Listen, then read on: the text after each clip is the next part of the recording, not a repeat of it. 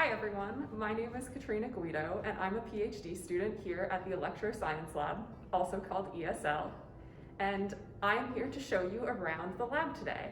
Now a little bit about myself. As I mentioned, I'm a doctoral student here. I am researching bioelectromagnetics under Professor Azamina Kiordi, and you'll see her lab a little bit later on today. Once entering ESL, we come into the lobby. Now this is a really great space. One, we host a lot of social events here.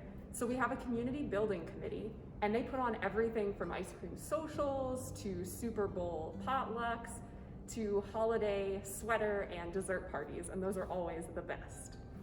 Now, not only is this space great for hosting social events, but if you look lining the walls, we have posters and artifacts which depict all of the researchers and inventions that make ESL such a wonderful research center. Now, all of these researchers and inventions have helped to really put ESL on the map in fields such as electromagnetics, remote sensing, radar, photonics, and many other areas.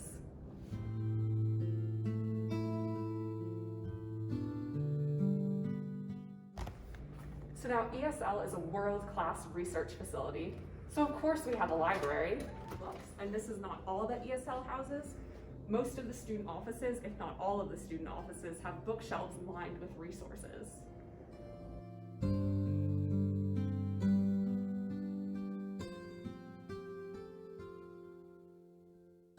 Now if you follow me, you can see my desk. I love to make it homey, which is nice. Other students, not so much. But when you're a student here at ESL, you'll have your own space, you'll have a computer, but you won't be in an enclosed cubicle. You can see that the way our room is set up really encourages that collaboration that ESL is built on.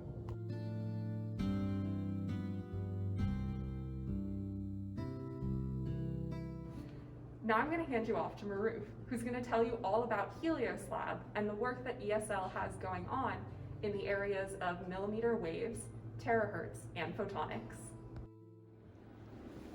Welcome to the Helios Lab.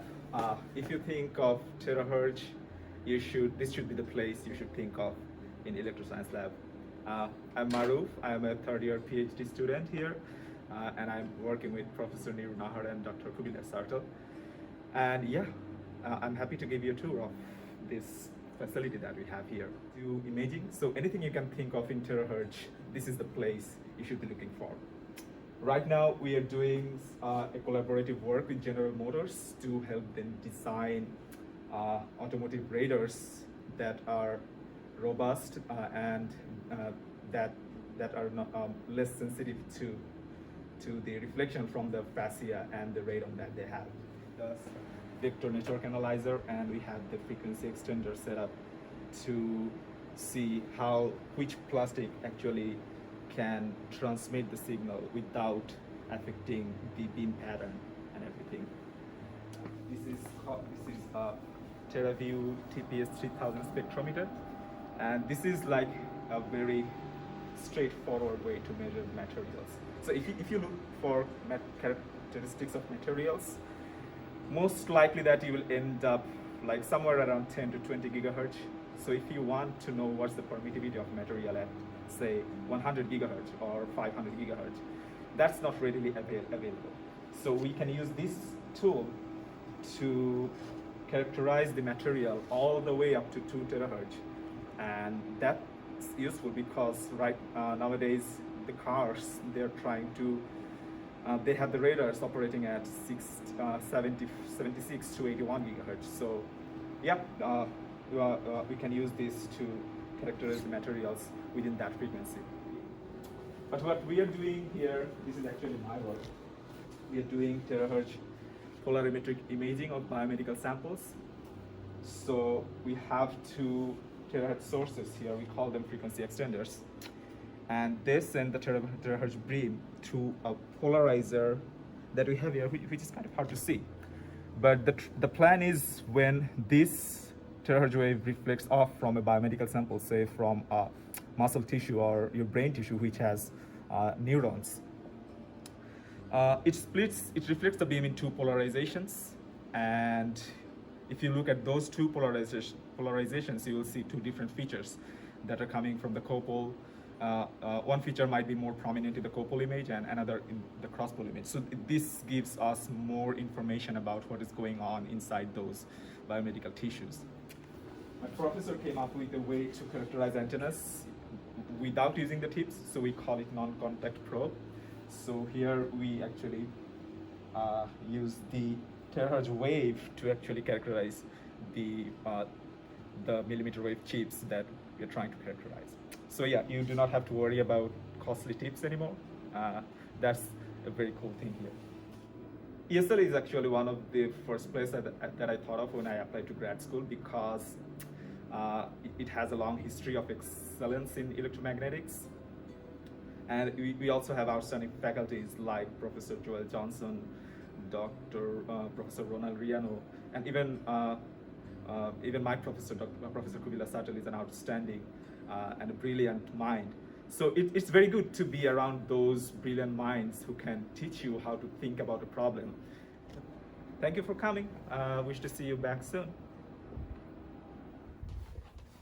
Now I'm going to hand you off to Joe, who's going to tell you all about ESL's research in the area of remote sensing. Hey, how's it going? Welcome to the Remote Sensing Lab. I'm Joe Vinci. I work under Dr. Chalar Yardim doing remote sensing and propagation. This is DeGraft Palmore. He is also working under Chalar later. So what we've got over here, this is a software-defined radio. This is got 4 receive channels, which means we can have 4 antennas hooked up to it and receive 4 channels all at once. So that's very cool, because what we're going to be doing is transmitting a signal over the ocean and then receiving it on one end, and we're going to see what all those signals look like. And that's going to be really good. And over here, maybe more interestingly, we've got a drone, and this is going to be doing a similar thing. Instead of having a fixed antenna array, we're going to be able to fly this up and down, which means we can kind of have an arbitrary synthetic aperture, if you will. And so that's what's going on here. Here's the controller for the drone, where we can program in very precise flight positions. There's good stuff with that. And we're actually going to mount a software-defined radio, that would be this one, on the drone. So again, we're still working with software-defined radios, at least on my work, and that's kind of the main focus. So with the work that we're doing, we've got really good connections with the Navy Research Lab, University of Miami, and we're fully funded, so we get to travel, all around the world and do this stuff. We're going to California next summer. We've been to Florida. We're going to Hawaii, doing all these great things and doing research with all sorts of great people. So, okay, well, thanks for visiting, and I'll hand you back off to Katrina. Hi, Katrina. Thanks, Joe.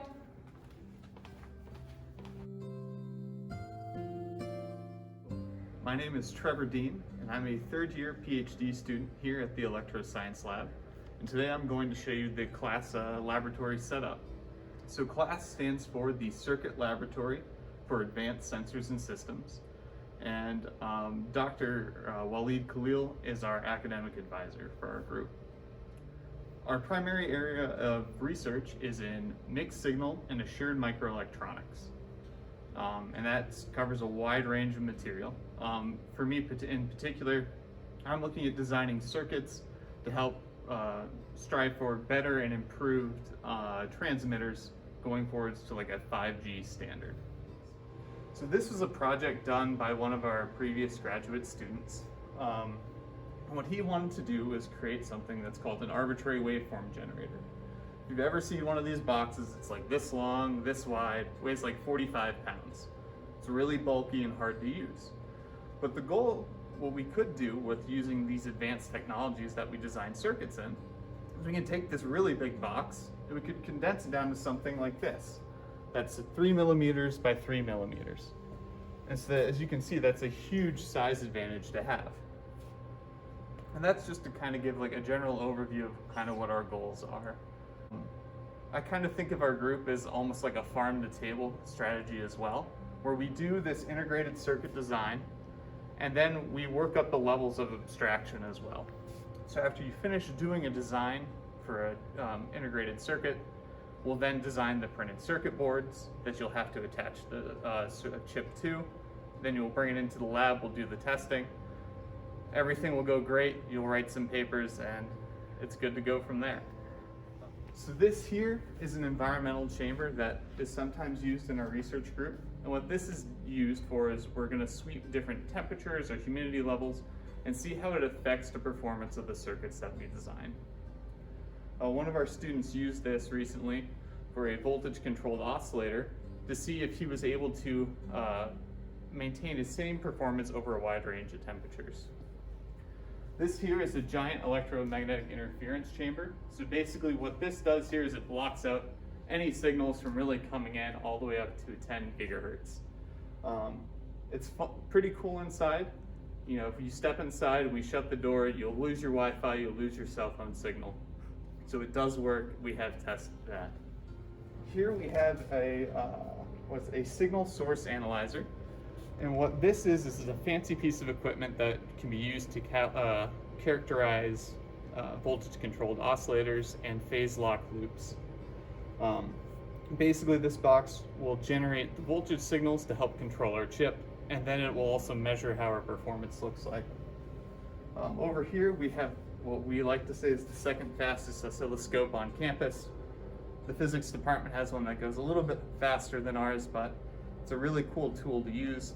And it helps us to see the real time what our voltage waveforms look like on our chips. And this is kind of where the magic happens, where we'll do all the assembly on our own. So that's populating the printed circuit boards with the various components, resistors, capacitors, headers. And then we do have some capabilities on campus to do some wire bonding or die bonding to get our chips onto the boards. So I'd like to thank you all again for spending your time today, and we'll pass you back off to Katrina and to show you a new lab space. Thanks, Trevor.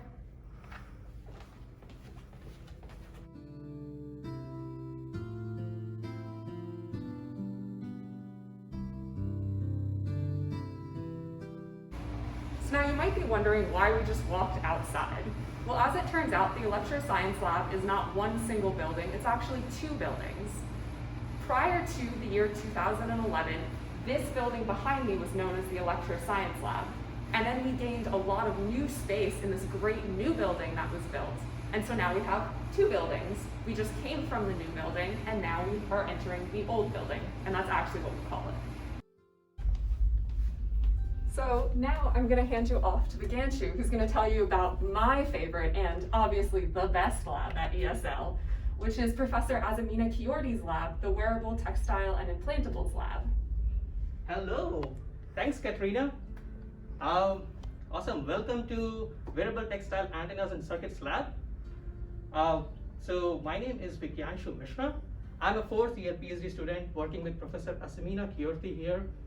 And our group is basically trying to use the principle of electromagnetics to reimagine the future of wearable and implantable technologies. For example, you think of Apple Watches, Fitbits, you have your headsets, all these things you carry with yourself wherever you go. Now, as we are moving towards future, our group is trying to redefine this wearable technology. Think in future where all these things would actually be integrated on your clothes, and you would be wearing a normal cloth, carrying all these technologies around without even knowing that those technologies actually exist on your clothes. Some of these antennas, which are very flexible, like a normal, but these work pretty much same as you can see over here in terms of performance. So basically what we're saying here is whatever technology in terms of antenna you have in your mobile phone, in your Wi-Fi routers, or any such appliances is now possible on textiles. So this is basically right there on your clothes, communicating with the world, but you are not aware of it. We have also shown that if such a technology is integrated on clothes, it can boost your cell reception. So now next time when you're going for hiking or trekking, you don't have to worry about your cell reception.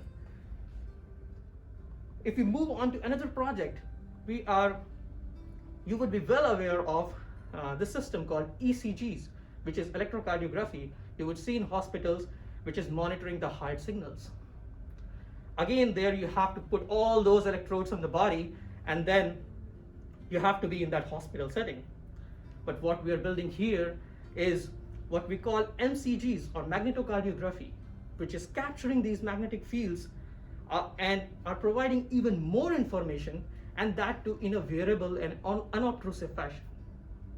We are also working on developing some really smart clothing to monitor human body kinematics. Nowadays, a lot of us actually wear these Apple Watches, Fitbits to monitor our step count or different parameters. And in fact, you have very complex and sophisticated technologies such as motion capture labs to monitor these things, because they are so useful in healthcare, sports, gesture recognition, virtual reality, those kind of applications, that there is really a demand for a technology that can do so in real time and when you are normally walking in the natural setting. So all in all, if you see the whole thing that we're working on, it's mostly about building these wearable technologies for next generation healthcare that can enable real-time health monitoring anywhere, anytime. These are basically electronic threads, like normal threads, but coated with a conductive material. This is what we call a mini anechoic chamber, which can actually help you capture the radiation pattern of the antennas that you make. This is network analyzer. We have spectrum analyzer, oscilloscopes, and bunch of all the electronic equipments that you would see typically in a lab, but also in an RF lab. So we are very, very well equipped in terms of measuring instruments.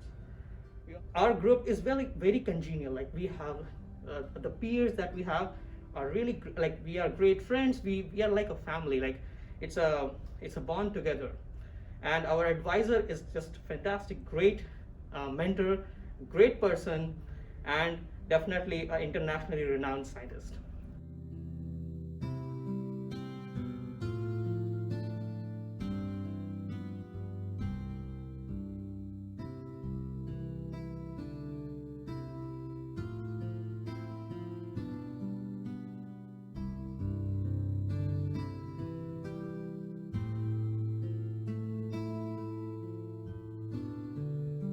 Thanks so much, everyone, for taking the time to tour our awesome lab here today. I hope we'll see you sometime soon, and I hope you'll consider coming here if you're considering coming here. And thanks so much.